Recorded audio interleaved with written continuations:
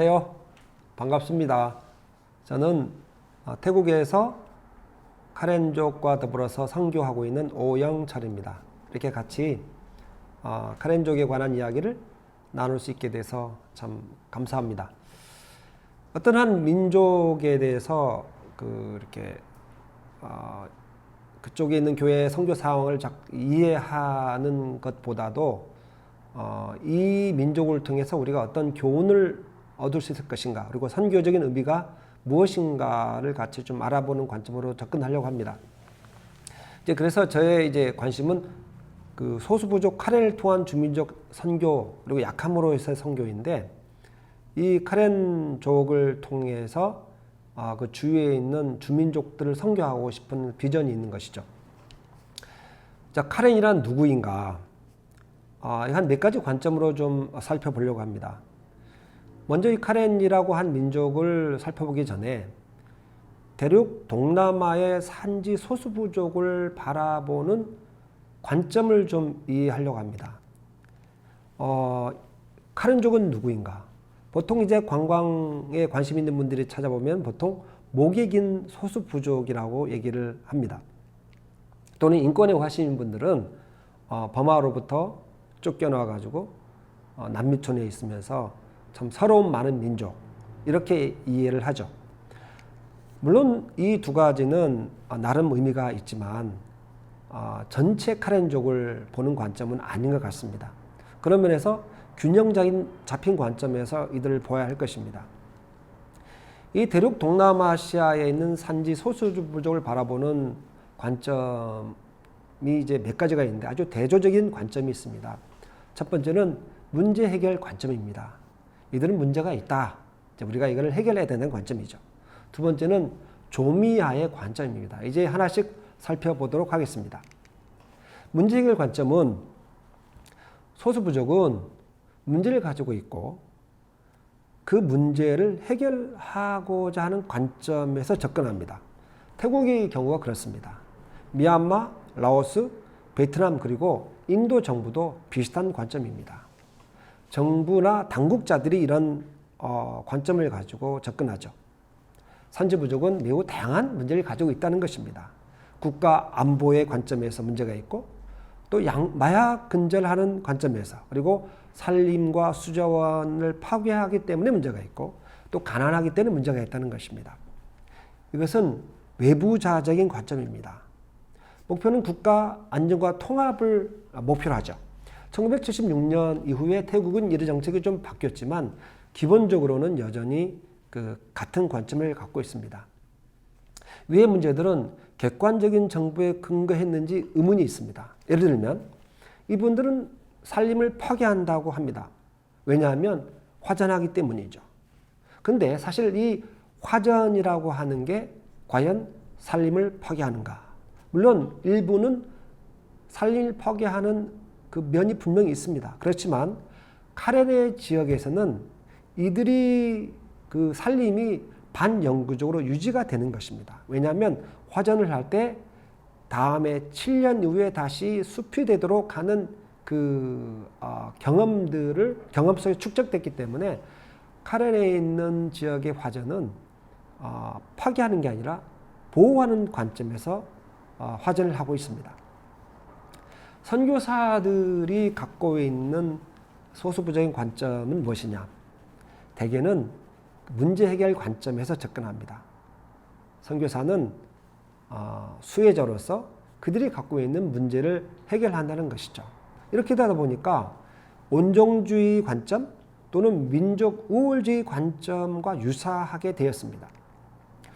두 번째는 조미아의 관점이라고 그랬잖아요. 조미아는 베트남 중부 고원에서 대륙 동남아 5개국, 중국 남부의 4지방을 지나 인도 동북부까지 연결된 해발 300m 이상의 고지대를 말합니다. 제임스 스콧이라고 하는 예일대의 문화인류학 교수께서 만든 단어죠.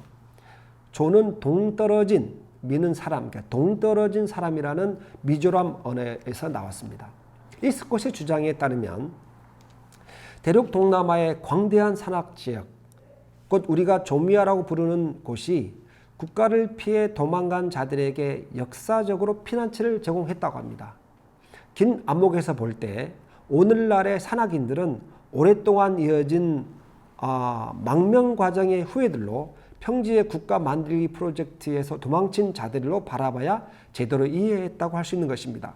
그들의 농업 관행, 사회 조직, 지배구조, 신화, 문화 조직 등은 대개 국가 피하기 또는 국가와 거리두기 관행의 흔적을 깊게 품고 있다고 주장합니다. 다시 말하면 조미아는 해방구라는 것이죠. 적응하지 못한 약자들의 민족이 아니라는 것입니다.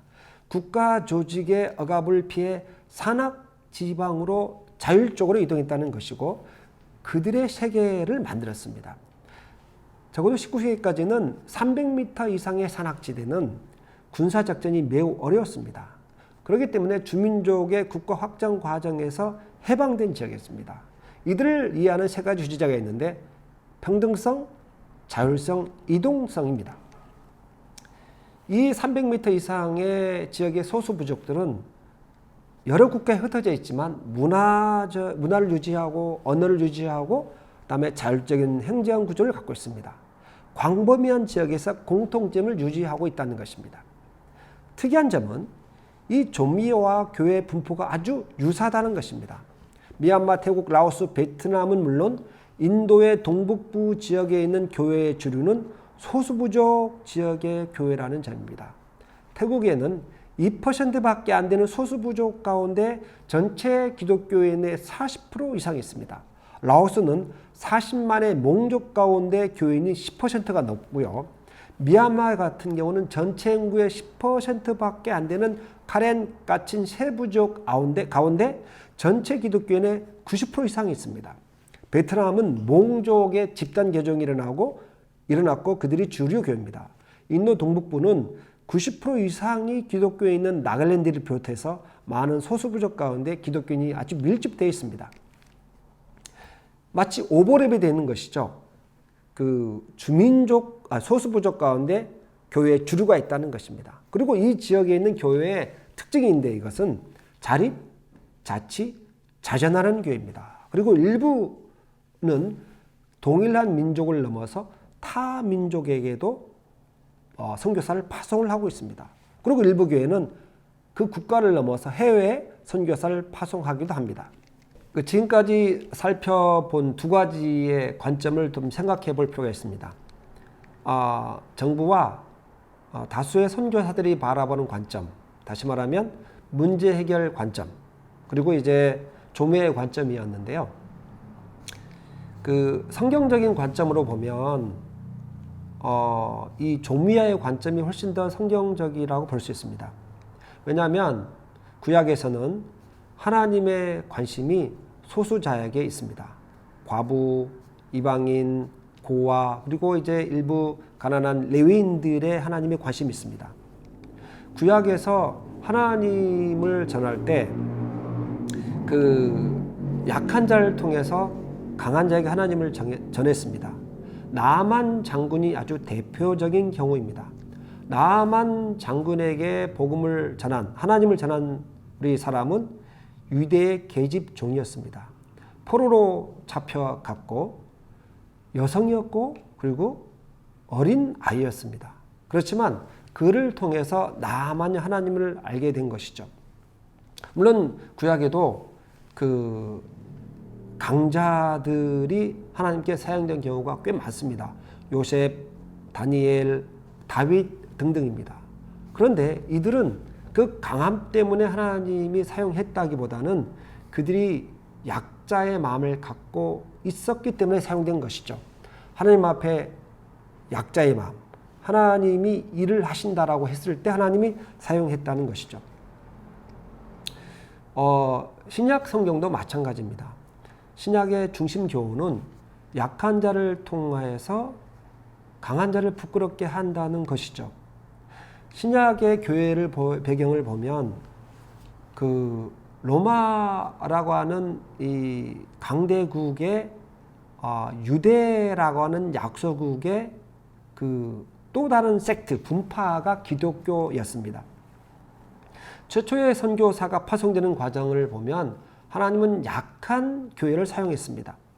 사도행전 8장이 어쩌면 대규모의 선교사가 강제적으로 파송된 경우라 볼 수 있는데 그 예루살렘 교회가 강할 때 파송된 게 아니었습니다. 예루살렘 교회가 망했을 때 파송된 것이죠. 스데반 집사님이 순교를 당하고 예루살렘 교회는 흩어질 수밖에 없었습니다. 그들이 어떤 훈련을 받거나 선교 조직을 하거나 선교 훈련을 받아서 파송된 게 아니었습니다. 슬픔 가운데 흩어진 것이죠. 근데 그들이 비로소 사마리아로 복음을 전할 수가 있었고 선교가 시작된 것이었습니다. 선교의 신약 선교의 선교 방향은 로마에서 예루살렘이 아니었습니다. 예루살렘이라고 하는 그 당시에 그 속국에 있었던 그 도시가 로마라고 하는 로마 제국의 수도로 향하라는 것이죠. 다시 말하면 약함에서 강함으로 나갔다는 것입니다. 서구 교회와 초대교회 선교를 비교해 보면 좀 자세히 알 수가 있습니다. 여기에 그 훈련, 동원, 전략, 회의, 구조, 자원, 방향, 이 사회적 상황, 요거를 서구 교회와 초대교회 비교해 봤던 것입니다. 물론 요 서구 교회는 18세기 말부터 19세기 또 20세기까지 이뤘던 교회, 서구교회 선교의 모습이라고 할 수 있습니다. 훈련을 했고 동원을 했고 전략을 가지고 있고 회의를 했었습니다. 그리고 선교 구조가 있었습니다. 또 선교 후원, 재정적, 인적 자원이 있었습니다. 자, 그런데 초대교회는 이런 훈련도 없었고 동원도 없었고 전략도 없었습니다. 회의도 없었습니다. 물론 그게 없었다기보다는 박해, 흩어짐, 부활의 신앙, 하나님 능력, 희생과 헌신, 그리고 자비랑 이런 것을 통해서 했다는 것이죠. 그리고 선교의 방향도 서구교회는 뉴욕에서 또는 런던에서 나이로비로 아니면 아프리카로 이렇게 아시아로 향했는데 예루살렘에서 로마로 향했다는 것이죠. 이 얘기는 선교 훈련, 동원, 전략, 회의, 구조, 자원 이것이 필요 없다는 게 아닙니다. 당연히 해야 되지만 그보다 더 중요한 것은 하나님 앞에서의 그 하나님의 능력을 신뢰하고 하나님의 마음을 가져야 된다는 것이라는 것이죠. 그 약한 자를 통해서 강한 자를 부끄럽게 하신 하나님의 마음을 가져야 된다는 것입니다. 오늘 그 동남아에 있는 소수부족의 관점에 대한 정리를 해보겠습니다. 동남아 산지 소수부족은 문제 해결 관점보다는 종미화의 관점으로 보는 것이 더 성경적인 관점이란 것입니다. 이들은 약하지만 이들 안에 아주 건강한 교회가 세워졌고 그들이 그 지역의 주류 교회가 되었습니다. 소수부족은 변방이고 약한 민족들입니다.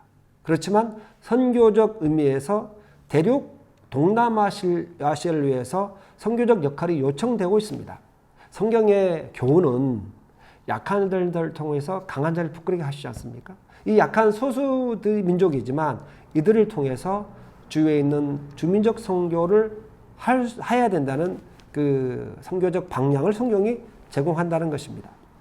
이렇게 볼 때 소수부족은 선교의 대상이기도 하지만 선교 세력이 되어야 되는 것이고 특별히 동남아시아의 대륙에서는 더 그렇다는 것입니다. 그 중에서 아주 대표적인 소수부족 교회가 바로 카렌 교회입니다. 이제 다음 시간에는 그 카렌 교회의 선교적 의미가 무엇인지를 같이 살펴보도록 하겠습니다. 네, 감사합니다.